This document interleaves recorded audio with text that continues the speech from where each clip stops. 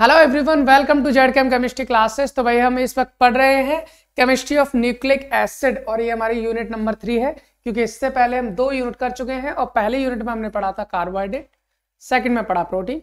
अब हम पढ़ रहे हैं न्यूक्लिक एसिड यूनिट 3 और इस यूनिट 3 मतलब न्यूक्लिक एसिड का ही हमारा लेक्चर नंबर 4 है।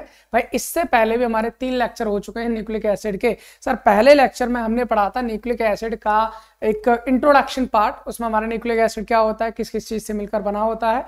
सेकेंड लेक्चर में हमने पढ़ा था राइबो शुगर और पेंटो शुगर के स्ट्रक्चर्स, और थर्ड लेक्चर में जो हमने पढ़ा था भैया वो पढ़े थे न्यूक्लियोसाइड है। भाई आरएनए के न्यूक्लियोसाइड हैं या फिर डीएनए के न्यूक्लियोसाइड्स हैं, ये सबके स्ट्रक्चर्स हमने यहाँ पर देख लिए थे। जैसे एक बार दिखा दूं मैं आपको, हमने क्या कहा था भाई, आरएनए के न्यूक्लियोसाइड कितने होते हैं आरएनए में? भाई 3 न्यूक्लियोसाइड होता है, सॉरी 4 न्यूक्लियोसाइड होता है, 4 होता है ना आरएनए के न्यूक्लियोसाइड, एडिनोसिन, ग्वानोसिन, साइटिडीन और यूरिडिन। और इनके स्ट्रक्चर के लिए हमने क्या कहा था कि आपको करना क्या है, जो आपकी राइबोस शुगर होती है उससे अगर एडिनिन जोड़ दोगे तो एडिनोसिन बन जाएगा, है ना, ग्वानिन जोड़ दो तो ग्वानोसिन बन जाएगा, साइटोसिन जोड़ दोगे तो साइटिडीन बन जाएगा, और यूरासिल जोड़ दिया तो यूरिडिन बन जाएगा। तो इन सब के स्ट्रक्चर क्या कैसे बनाना है आपको, ये सारी चीज मैं आपको बता चुका था, ठीक है ना। अभी हमें क्या करना है, वैसे ही हमने डीएनए की भी बात की थी भाई, जो डीएनए था उसके भी न्यूक्लियोसाइड हमने बना लिए थे। अब हमें जो मेन काम है हमारा वो है हमारा न्यूक्लियोटाइड बनाने का, क्योंकि एक बार फिर से हम एक छोटी सी जानकारी फिर से ले लेते हैं जो हमारी पुरानी है। वो क्या है भाई, देखिए हमने ये कहा था आपसे कि जो न्यूक्लिक एसिड है वो किसके बने होते हैं, न्यूक्लियोटाइड के, और न्यूक्लियोटाइड में फॉस्फेट ग्रुप होता है, साथ ही साथ हमारा न्यूक्लियोसाइड होता है। न्यूक्लियोसाइड पेंटो शुगर और नाइट्रोजनस बेस से मिलकर बना होता है। हमने क्या किया था भाई, हमने ये किया था पेंटो शुगर और नाइट्रोजनस बेस से मिलाकर हमने कल क्या किया था, न्यूक्लियोसाइड बनाए थे। अब आपको करना क्या है, न्यूक्लियोसाइड और फॉस्फेट ग्रुप दोनों को जोड़ना है, न्यूक्लियोटाइड को बनाना है। तो चलिए भाई यही हम करते हैं, चलिए एक काम करते हैं, अब हम स्टार्ट कर देते हैं अपना क्या, न्यूक्लियोसाइड कैसे बनेंगे भाई। न्यूक्लियोसाइड का पहला तो फंडा समझ लेते हैं क्या है भाई, न्यूक्लियोसाइड का फंडा। न्यूक्लियोसाइड में हमने क्या कहा, आप 2 तरह से लिख सकते हैं, आपको बुक्स में किसी में कुछ लिखा हो किसी में कुछ लिखा हो, मैं दोनों तरफ से बता सकता हूँ आपको। क्या है, अगर मान लीजिए ऐसा लिखा हुआ है क्या भाई, पेंटो शुगर, आपको लिखा हो सकता है कि आपके पास क्या है यहाँ पर, पेंटो शुगर, पेंटो शुगर, और उसमें आपको मिलाने के लिए दिया गया है नाइट्रोजनस बेस, नाइट्रोजनस बेस, ठीक है ना, और उसमें आप ऐड कर देंगे फॉस्फेट ग्रुप। क्या ऐड कर देंगे, फॉस्फेट ग्रुप। तो आपका जो होता है क्या बन जाता है भैया, न्यूक्लियोटाइड बन जाता है। क्या बन जाएगा, न्यूक्लियोटाइड। और हमको पता है भाई, हमको क्या पता है, पेंटो शुगर और नाइट्रोजनस बेस इन दोनों को मिला दिया जाए, अगर इन दोनों को मिला दिया जाता है तो भैया क्या बन जाता है, इन दोनों के कॉम्बिनेशन को ही तो न्यूक्लियोसाइड बोलते हैं। बिल्कुल बोलते हैं सर, इन दोनों के कॉम्बिनेशन को हम क्या बोलते हैं, न्यूक्लियोसाइड। और जब न्यूक्लियोसाइड में हम जोड़ेंगे क्या भैया, फॉस्फेट ग्रुप, तो इसको हम बोल देंगे न्यूक्लियोटाइड, न्यूक्लियोटाइड। उम्मीद करता हूं आपको समझ में आ रहा होगा कि न्यूक्लियोसाइड क्या होता है, न्यूक्लियोटाइड क्या होता है। भाई न्यूक्लियोसाइड जो होते हैं वो केवल पेंटो शुगर और नाइट्रोजनस बेस से मिलकर बने होते हैं। अगर मैं इसमें कोई फॉस्फेट ग्रुप भी जोड़ देता हूं तो इनको बोला जाता है न्यूक्लियोटाइड। अब होता क्या है, एक न्यूक्लियोसाइड से 3 टाइप के न्यूक्लियोटाइड बनता है। सर ऐसा भी होता है? बिल्कुल होता है, एग्जाम्पल करके देख लेते हैं। अब हम क्या करेंगे, जैसे कि मान लीजिए 2 टाइप से जैसे हमने इसको किया है ना, वैसे हम उसको भी करके देख लेते हैं कि 2 टाइप से आप कैसे बना सकते हो, क्योंकि अलग अलग बुक्स में अलग अलग टाइप से दे सकते हैं। हालांकि हमें सीधे सीधे क्या करना है, जो भी हमारा न्यूक्लियोसाइड है उसमें फॉस्फेट ग्रुप ऐड करना है, लेकिन फिर भी हम एक बार और देख लेते हैं। जैसे देखिए यहाँ पर आरएनए की बात करें ना, हाँ आरएनए में देखो हमने क्या किया था, बीटा डी राइबोज और एडेनिन को जोड़ा था, तो हमारा क्या बनना था, एडिनोसिन, यही तो बनना था, ये हमारा न्यूक्लियोसाइड था। अब मैं डायरेक्ट न्यूक्लियोसाइड लूंगा भाई, अगर आप बीटा डी राइबोज और एडेनिन को आप ऐड करेंगे भाई, ये पेंटो शुगर होगी, ये हमारा नाइट्रोजनस बेस हो गया, इन दोनों को जोड़ेंगे तो क्या बन जाता है, न्यूक्लियोसाइड। अब न्यूक्लियोसाइड में अगर मैं फॉस्फेट ग्रुप जोड़ दूं तो मेरा बन जाता है न्यूक्लियोटाइड। अब मेरे पास न्यूक्लियोसाइड कौन कौन से भाई आरएनए में, अगर मैं आरएनए की न्यूक्लियोसाइड्स की बात करूं तो मेरे पास एडिनोसिन, ग्वानोसिन, साइटिडीन और यूरिडिन, ये 4 हैं। चलिए इन चारों की बात करते हैं। पहले एक की बात करेंगे, पहले एक की किसकी बात करेंगे भैया, पहले हम बात करेंगे ग्वानोसिन की, ठीक है ना, किसकी बात कर लेंगे, ग्वानोसिन। या एडिनोसिन की बात कर ले, चलो एडिनोसिन, ये ज्यादा अच्छा भी है। एडिनोसिन की बात करते हैं। हमारे पास एडिनोसिन क्या है, जो राइबोस शुगर और एडेनिन से मिलकर बनती है न्यूक्लियोसाइड, उसे हम बोलते हैं एडिनोसिन। अब इसमें आपको क्या करना भैया, इसमें जोड़ना आपको फॉस्फेट ग्रुप। ध्यान से सुन लेना, बहुत इंपोर्टेंट कहानी। डिपेंड करता है सर कितने फॉस्फेट ग्रुप आपको ऐड करने हैं, 1 करना है, 2 करने हैं, 3 करने हैं या ज्यादा करने हैं। तो आपको मैं बताऊं, आप यहाँ पर 1 फॉस्फेट ग्रुप भी ऐड कर सकते हो, या फिर आप यहाँ पर 2 फॉस्फेट ग्रुप भी ऐड कर सकते हो, या फिर यहाँ पर आप 3 फॉस्फेट ग्रुप भी ऐड कर सकते हो। 3 से ज्यादा नहीं होते हैं, 3 से ज्यादा नहीं होते। सर ऐसा क्यों, ऐसा क्या बनता है इससे? तीनों अगर मान लीजिए 1 कर रहे हैं तो इसका नाम क्या होगा, 2 कर रहे हैं तो इसका नाम क्या होगा, 3 कर रहे हैं तो इसका नाम क्या होगा? आप बताते हैं इसका नाम क्या होगा भैया।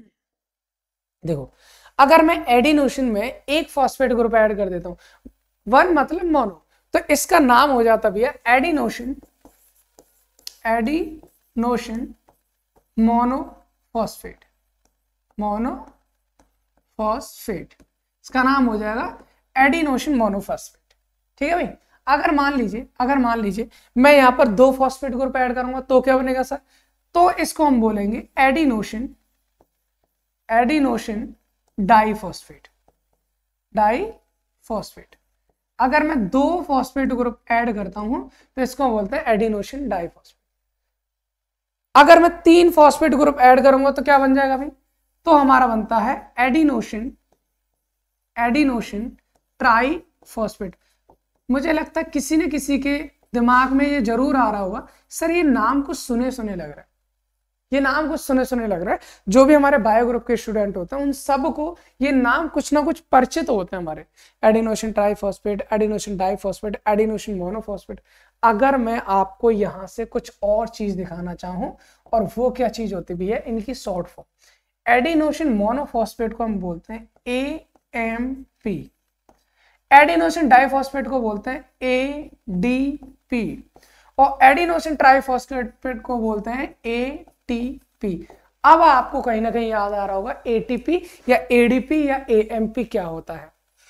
जब हम बायो पढ़ते हैं वहां होता है हमारे पास बहुत सारी साइकिल्स होते हैं ना, क्रैब साइकिल वगैरह, ये है वो, यहाँ पर 2 ATP निकल गए या 3 ATP निकल गए या ADP निकल गए, वो यही चीज होती है एडिनोसिन ट्राइफॉस्फेट।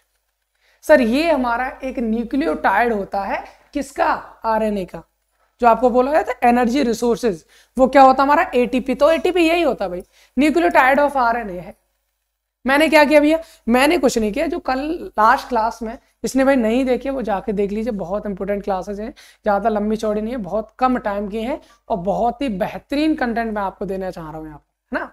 तो चलिए हम बात करें न्यूक्लियोटाइड ऑफ RNA की। भाई न्यूक्लियोटाइड किससे मिलकर बना होता है?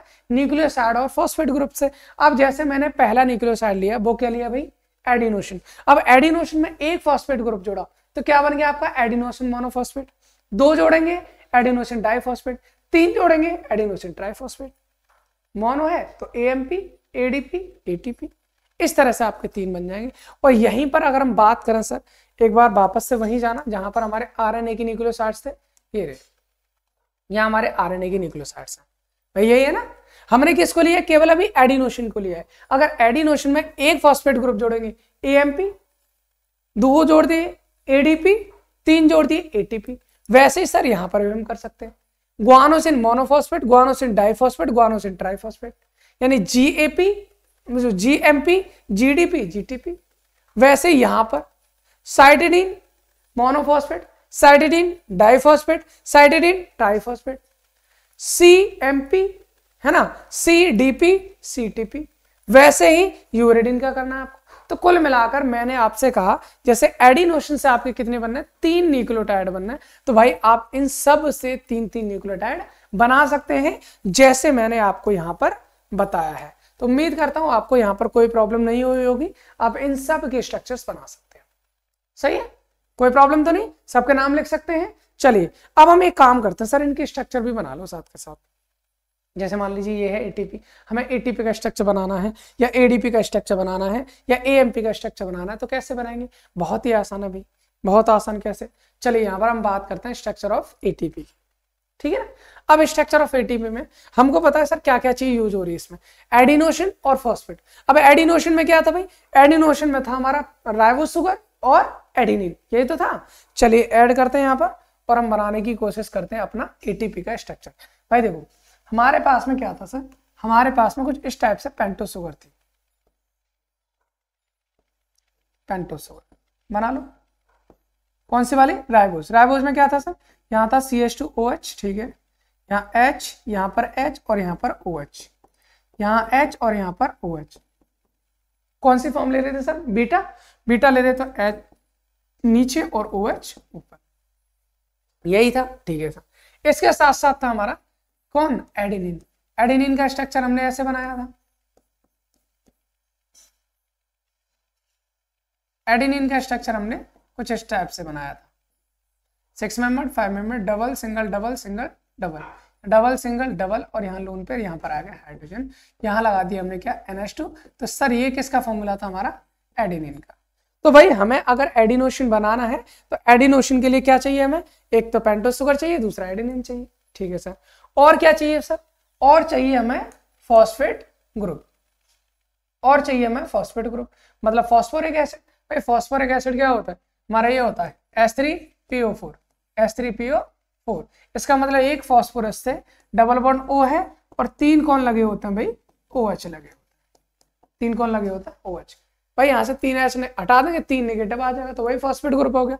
यानी इस तरह से हमारे पास कितने हैं, अगर मैं ATP की बात करूं, एडिनोसिन ट्राइफॉस्फेट, मतलब 3 फॉस्फेट ग्रुप इसमें होंगे। तो 3 फॉस्फेट ग्रुप में कुछ इस टाइप से लिख देता हूँ, यहाँ पर P डबल बॉन्ड O, यहाँ पर एक OH, यहाँ पर भी एक OH और यहाँ पर भी एक OH, ठीक है ना। ऐसे कितने ग्रुप होंगे भैया, 3 होंगे हमारे पास, ठीक है। 2 ही आ रहे हैं अभी, लगता है छोटा करना पड़ेगा ना, चलो कोई नहीं, एक और काम कर लेते हैं, फिर उसके बाद छोटा कर लेंगे इसे, एक और, ठीक है ना। ओके, तो इस तरह से मैंने 3 फॉस्फेट ग्रुप ले लिए हैं। स्ट्रक्चर पे थोड़ा सा फोकस करेंगे भाई, ज्यादा टिपिकल नहीं है, आसान है, बन जाना है। देखिए मैंने क्या किया भाई, अब थोड़ा सा ध्यान से, है ना, अब थोड़ा सा ध्यान से, ये हमारा हो गया एडिनिन, एडिनिन, ठीक है। ये हो गई हमारी कौन सी फॉर्म भाई, beta D plus ribose sugar हो गई, ठीक है ना। और ये हमारे क्या हो गए, ये हो गए हमारे फॉस्फोरिक एसिड, फॉस्फोरिक एसिड, ठीक है ना। अब ये आपस में रिएक्शन करेंगे, ये तीनों आपस में इस तरह से रिएक्शन करेंगे, ये इसके साथ रिएक्शन करेगा और ये इसके साथ रिएक्शन करेगा। और रिएक्शन करने के बाद होता क्या भैया, यहां से बीच में से वाटर मॉलिक्यूल एलिमिनेट हो जाते हैं। वाटर मॉलिक्यूल एलिमिनेट होंगे तो बनेगा क्या, देखिए यहां से हम कर सकते हैं, देखिए कुछ इस टाइप से मैं निकालने की कोशिश करूंगा। यहां से तो ये हमने कल बनाया था एडिनोसिन, एडिनोसिन क्या बताया था भाई, राइबोस के C1 कार्बन 1 2 3 4 5, यही तो था C1, और यहाँ के 9, इन दोनों के बीच से क्या निकल जाता भैया, H2 निकल जाएगा, बिल्कुल। अब इन दोनों के बीच से भी क्या निकल जाएगा, H2, इन दोनों के बीच से भी क्या निकल जाएगा, H2, इन दोनों के बीच से भी क्या निकल जाएगा, H2। देखो ध्यान से सुनो, ये 3 मॉलिक्यूल, इन सब के बीच में से क्या निकलना है, H2, और H2 निकलेगा तो भैया बनेगा क्या, फिर बनेगा क्या, वो यहां पर देख लीजिए। अब बहुत अच्छे से हम बना सकते हैं। यहां पर हमारे क्या बची हुई, 5 मेंबर रिंग, ये इस टाइप से हमारी एक राइबोस की 5 मेंबर रिंग बची है। देखिए भाई यहां से CH2OH था, H2O निकल जाएगा तो यहां से केवल CH2 बचेगा, बिल्कुल सही बात है सर, CH2 बचेगा। अब CH2 से कौन जुड़ा हुआ, डायरेक्ट O, यहां पर जुड़ा हुआ सर O, ठीक है। अब O से कौन जुड़ा है, एक P, इससे जुड़ा है हमारा एक P, उससे लगा है डबल बॉन्ड O और नीचे लगा है OH, ठीक है सर। इसके बाद OH लगा, इधर से ये H2 निकलेगा तो P डायरेक्ट किससे जुड़ जाएगा, ये वाले ऑक्सीजन से, ये जुड़ा सर इस ऑक्सीजन से, और ये ऑक्सीजन जुड़ा दूसरे P से, P डबल बॉन्ड O, और उससे एक और OH लगा है, उससे एक और OH लगा है। फिर यहां से भी H2 निकला तो ये डायरेक्ट किससे जुड़ जाएगा, इस ऑक्सीजन से, यहाँ पर एक ऑक्सीजन, फिर वो भी जुड़ा किससे, P डबल बॉन्ड O से, इस पर हमारे 2 OH लगे। आप OH लगा सकते हो या O नेगेटिव भी लगा सकते हो, कोई प्रॉब्लम नहीं है। यहाँ CH2OH था, नीचे H आएगा, यहाँ पर H है सर, H के बराबर H, यहाँ है OH, यहाँ फिर H के बराबर H, यहाँ है OH। अब इधर क्या करना भाई, नीचे H है, ठीक है सर, यहाँ पर H है, और ये ऊपर जाके किससे जुड़ा होगा, डायरेक्ट यहाँ से H2 निकलेगा, डायरेक्ट जुड़ जाएगा नाइट्रोजन से। सर ये डायरेक्ट जुड़ा होगा किससे, नाइट्रोजन से। और नाइट्रोजन किसका है भाई, ये नाइट्रोजन, ये है आपका एडेनिन, एडेनिन का ही तो है, बिल्कुल। कुछ इस टाइप से स्ट्रक्चर है उसका, double single double single double double single double, उस टाइप से। और यहाँ पर लगा है हमारा NH2, बन गया सर। उम्मीद करता हूं कि आपको ये चीजें समझ में आई होंगी। ये जो हमारा स्ट्रक्चर बना है, ये स्ट्रक्चर है भैया किसका, ये स्ट्रक्चर है भैया किसका, ये है हमारा ATP। किसका स्ट्रक्चर हो गया, ATP। जो आप पढ़ते रहते हो ना कि ये ATP है, ये इतने ATP निकले, ये इतने ATP निकले, है ना, तो वो सारा का सारा जो ATP हम पढ़ते हैं, एडिनोसिन ट्राइफॉस्फेट, उसका स्ट्रक्चर हमारा ये होता है। होता क्या, हमारे पास राइबोस शुगर होती है, उसके C1 कार्बन पर कौन जुड़ा होता है, एडेनिन, और C5 कार्बन पर जुड़े होते हैं 3 फॉस्फेट ग्रुप, इसको बोलते हैं ATP। अगर मान लीजिए ADP बनाना तो क्या करना सर, 2 फॉस्फेट ग्रुप लगाओ बस, तो ADP बन जाएगा। AMP बनाना है तो एक ही फॉस्फेट ग्रुप लगा दो, AMP बन, बस इतना काम करना है, और इसके अलावा कुछ भी नहीं करना है। तो उम्मीद करता हूं आपको स्ट्रक्चर ऑफ ATP समझ में आया हो, इसमें कोई प्रॉब्लम नहीं। चलिए हम एक काम करते हैं, अब आगे बात कर लेते हैं भाई किसकी, आगे हम बात कर लेते हैं न्यूक्लियोटाइड। हाँ, इसके अलावा भाई जैसे हमने ये बनाया, जैसे ATP बना दिया, एडिनोसिन ट्राइफॉस्फेट, अगर मैं इधर एडेनिन की जगह ग्वानिन लगा दूं तो वहां पर आपका बन जाएगा ग्वानोसिन ट्राइफॉस्फेट। साइटोसिन लगा दिया तो साइटिडीन ट्राइफॉस्फेट बन जाएगा।